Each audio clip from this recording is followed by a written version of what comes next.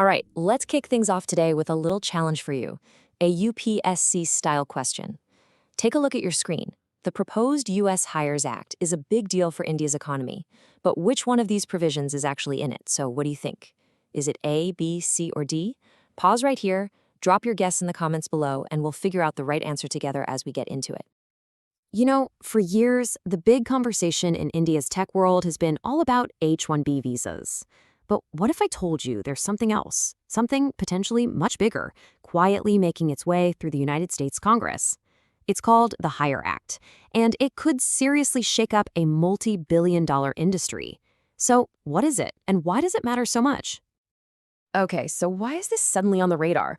Well, it's because one of the most respected minds in economics is sounding the alarm, basically telling us we might be looking at the wrong threat entirely. And that voice is Raghuram Rajan, the former head of India's central bank. So when a guy like that says something is much more important than the whole H-1B visa debate, well, you gotta listen up. This is a serious economic warning. All right, so what is this thing? What is this Hire Act that has experts so worried? Let's get into the nuts and bolts of how this proposed law would actually work. The full name is a bit of a mouthful, the Halting International Relocation of Employment Act. But the goal, super simple. It's all about keeping jobs in America. And the way it plans to do that is by making it really, really expensive for U.S. companies to send work overseas. So how does it actually work? Well, it's kind of like a triple whammy. First, it slaps a huge tax on any money a company pays for outsourced work. Second, it says, oh, and you can't write that off on your taxes anymore. That's a big deal. And third, all that money it collects, it gets funneled right back into training American workers. It's a closed loop, you see, designed to make outsourcing a really tough choice. Let's just pause on that number for a second. 25%. This isn't just some small fee. We're talking about a massive tax, and it's designed to do one thing, completely wipe out the cost savings of outsourcing. It forces companies to really rethink their entire strategy. And look, this isn't just some vague idea floating around. This is a real bill. It was introduced in the U.S. Senate back in October 2025, and right now it's being debated in a key committee.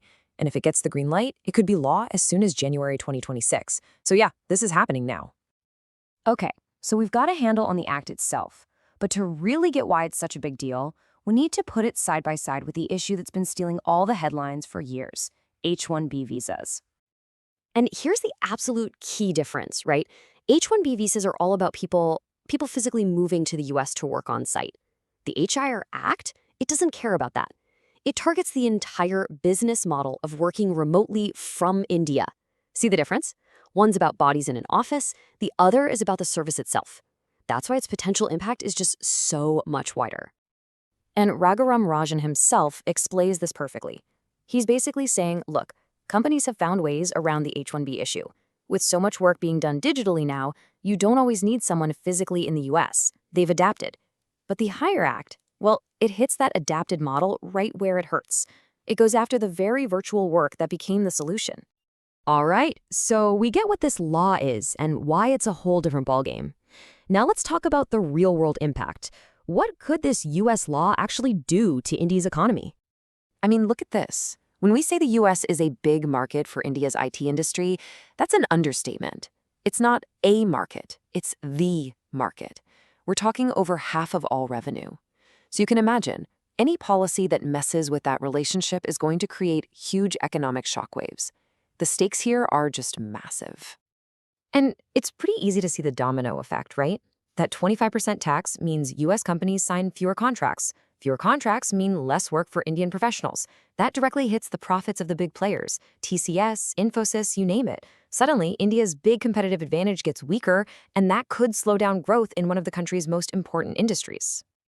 And you have to understand, this isn't just about dollars and cents. There's a political shift happening here. As Congress leader Jairam Ramesh points out, the thinking in the U.S. seems to be changing. For a long time, the focus was on protecting blue-collar manufacturing jobs. Now, the conversation is about protecting white-collar service jobs. And that brings us to what might be the biggest, most important idea in this whole discussion. The Hire Act isn't just about one industry. It could signal a massive change in how global trade works, period. Let's go back to Raghuram Rajan one more time, because he really hits the nail on the head. For decades, whenever we talked about trade wars, we were talking about tariffs on things you can touch: cars, steel, clothes. But what Rajan is worried about is the idea of putting those same kinds of tariffs on services. That's a whole new ballgame and a huge threat to the way the global economy is set up. Just think about this idea: the creeping of tariffs beyond goods to services. That phrase says it all. It's this idea that trade protectionism is slowly, quietly moving into the digital world, the very world that has powered so much of India's growth for the last 2 decades. And so that leaves us with this one big question. Is this the future? As everything in our lives becomes more digital, are we going to see more and more trade wars fought over services instead of goods? The Hire Act might just be an early signal.